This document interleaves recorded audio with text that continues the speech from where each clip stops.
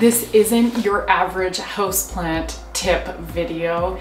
In today's video, I'm going to give you 4 basic tips, and they're not about pests, they're not about root rot, and so I hope you do stick around. But today, the purpose of this video is if you can barely keep your plants alive and you just need some help, that's what today's tips are about. They are 4 basic tips, so that way if you're new to houseplants or you're an outdoor gardener like I am, it's to keep them happy and healthy for those months that we're working outside in the summer, or just so you can keep them alive long enough to figure out what is actually wrong with them. So today's video is 4 quick and simple tips to keep your houseplants happy, healthy, and alive. What is up? I'm Bree from Urban Gardening Canada, and I garden in Ottawa Zone 5. But for this video, it obviously doesn't matter because we're talking about houseplants. If you're an outdoor gardener like I am and you're watching this, then you know that over the summertime we take no care of our houseplants and mostly just hope that they hold on for the summer while we work outside and that we can bring them back to life every winter. And so I wanted to give you 4 simple tips that can keep your houseplants happy and alive all through the winter. They don't take up much time or effort, and that way when we get back outside to the garden in the summertime, they'll be able to cruise through those months and not be in any pain or look terrible. So I'm going to take you through those 4 tips now. Okay, so the first tip is watering, and it's obviously not the watering itself that I want to teach you about because we all know that we have to water our plants, but I am going to give you my routine so that way you get an idea of how I keep my plants happy. Most of my plants I've had with me for about 9 years now, so you can imagine that they've been able to stay alive and stay healthy and happy, and so I'm hoping that this routine can help you as well. So the first thing that I do is I actually use kombucha bottles for my watering, and it's a mix of reasoning. I drink a lot of kombucha, so I feel like this is a really good way to reuse items that I already own. But also these bottles are measured, so they're 1.4 liters. So I can actually gauge how much I'm watering my plants every single time I do the watering. So I know, for example, my fiddle leaf here gets an entire bottle of this. So I don't have to question if I'm over or under watering my plants because I've been able to use a measured bottle this entire time. So the other thing that I do is I water once every 2 weeks. And it's probably not frequently enough, especially when they're growing. They should get water once a week, but I stick to once every 2 weeks because that is a schedule that I can actually handle and take care of my plants. And because I give them such a large amount of water, they are able to make it through those 2 weeks, and I'm never worried about overwatering my plants. And if any of my houseplants look a little droopy, I just make sure to top them up sooner. And so the other good thing about these measured bottles is that I add fertilizer to these plants, and so that's a really important tip. If you're not feeding your plants, you really should be doing that. And so the reason behind this is because your houseplants live in a pot. It's the only place that they're getting nutrients from the very specific soil you have in there. So if you're not topping it up with any new soil, you're gonna have to be adding nutrients to it, because of course plants that are outside, they have access to all of the nutrients that are in the ground, but because our plants are in a defined container, they don't have access to that, so they rely on you to feed them the same way that, you know, you feed a pet or your child or yourself. You have to make sure that you are also feeding your plants. And so I have a couple of different things here. So this is new to me, it's called Alive Elite, and so this is to add bacteria to your soil. I actually won this in a contest and didn't go out of my way to buy it, so I thought that I would just test it out. And it hasn't killed my plants. I haven't noticed like a big change in them either. So I'm just gonna use up what I have left in this bottle here, and then I'll probably stop feeding it and then see if my plants make any noticeable change. And if they do, I'll bring it back, but otherwise I am giving them this bacteria for now to help see if it helps them grow. And then the next thing that I give them is this Marifil soil enhancer. It's got marine phytoplankton in it, and so it doesn't have like your major NPK that other fertilizers have, but it's got calcium, magnesium, And then it does have nitrogen, phosphorus, and potassium in here, and some boron and iron. And so what this does is this is adding your macronutrients, which is your NPK, but it's also giving it some of those micronutrients as well. And again, usually I only give this to my plants if I've won it in a contest or if I can get it on a good sale, just because it's fairly expensive, and so I try to give it to my plants only when I can afford to, and I don't do it every single time. Once the bottle's done, it's done until I get it the next time. And then this one is Miracle Grow. And normally I would never suggest using this outside in your garden, and I'm really actually not a big fan of synthetic fertilizers at all. There's a lot of environmental damage that comes with synthetic fertilizers, with runoff in water and just the production of them as a whole. So I really do not like synthetic fertilizers, but I have a box of synthetic fertilizer. And so I bought this Miracle Grow probably 10 years ago when I first realized that I had to fertilize my plants. And I just give a small spoonful into one of the bottles, so the water will turn blue in it, and I just do one small spoonful, and that's the benefit of having the specific size bottle, is I know how much to put in there. And once this is done, I'm going to start using worm castings because I do have a worm bin.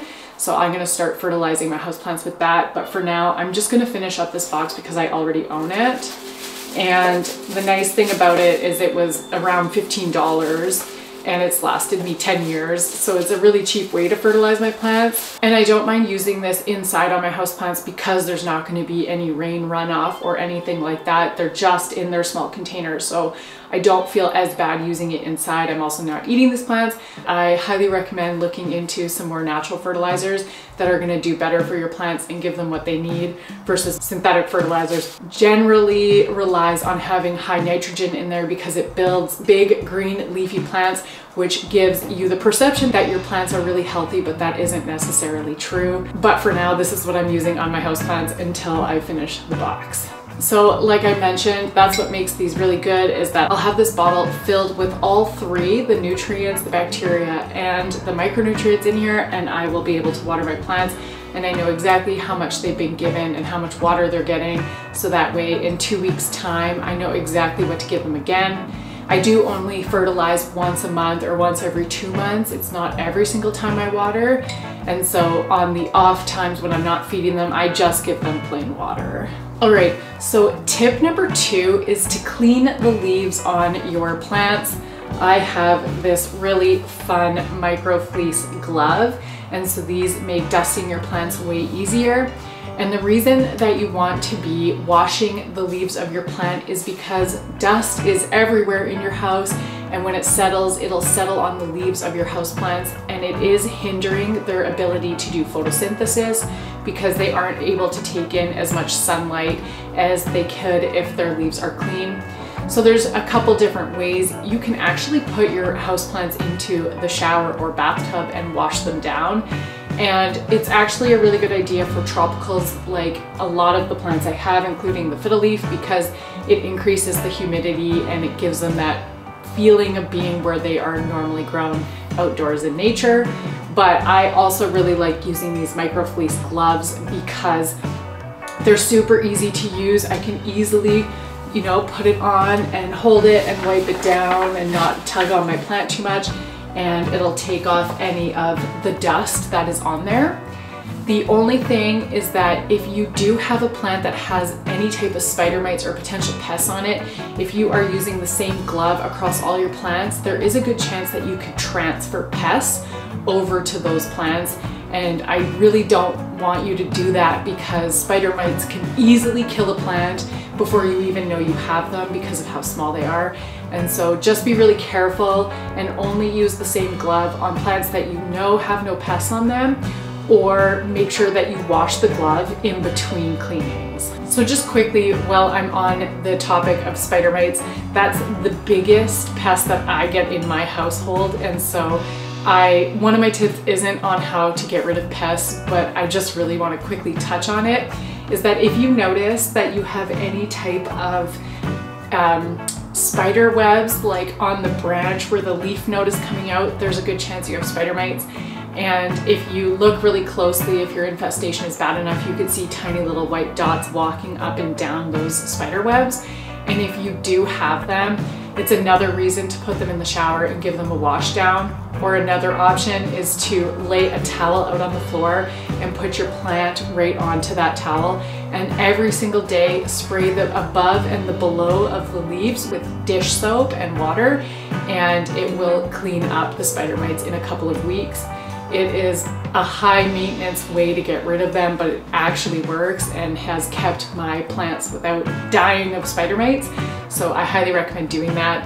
And that was a little tangent off of how to clean the leaves or why you should be cleaning the leaves, but I feel like it's a really helpful tip if you are dealing with that specific pest. If you're interested in seeing a houseplant tour of all the plants that I own, let me know in the comments below.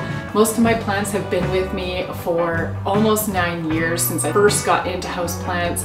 I had over 100 of them. I was that typical person who became obsessed with them. And they've all got some funny stories, like this fiddle leaf you can see here. It's quite crooked and it has a really good story on why it's crooked. So if you are interested in seeing that tour, let me know in the comments below.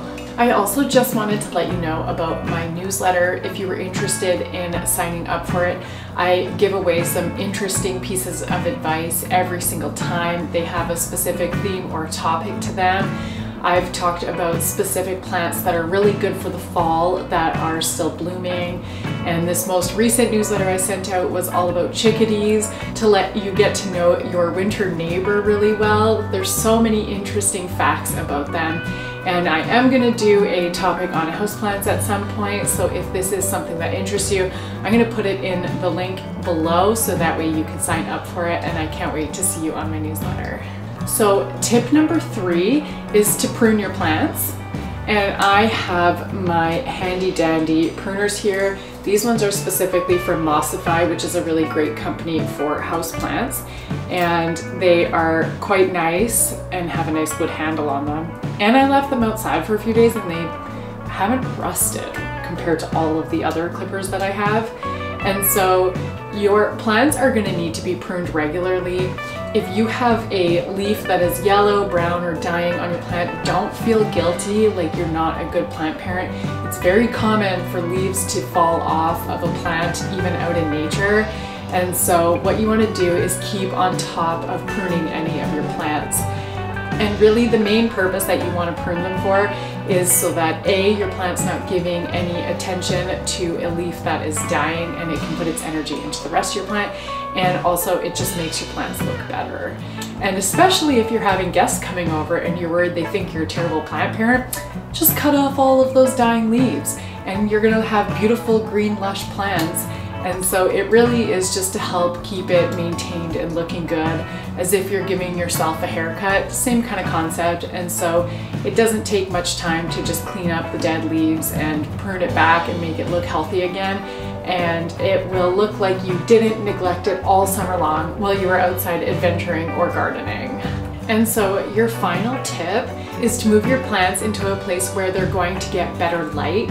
In the winter time, our days get shorter here, and that's because the sun is lower on the horizon. And so it's going to be rising in a totally different place than where it was in the summertime. And so it's really important to move your plants into new places where the sun is hitting it. And you can just watch on a sunny day where the sun is shining and move your plants into place for that. Or your other option is to get a artificial grow light that you can put on your plants. So I have a grow light for my fiddle leaf and my other ficus over here, because this is actually a north facing window right here, and so they don't get any natural sunlight. And in the winter time, the light that used to come from my window over there has moved so far over that it doesn't hit them anymore. And so I just have a really nice floor light that has a nice button that I can click with my foot so I don't have to plug it in or do any work, and it shines a light on my plants.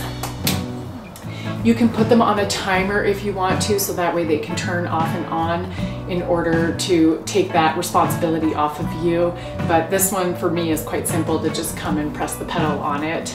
and it will do wonders for your plants. They'll be able to continue growing and being happy because of course these plants are not natural to Canada, and so they're not used to the shorter daylight hours, and so it just really helps them out to give them that supplemental light. And that is everything for today's video. I hope you enjoyed it, and if you did, make sure to give it a thumbs up and subscribe and check out this next video here. Bye.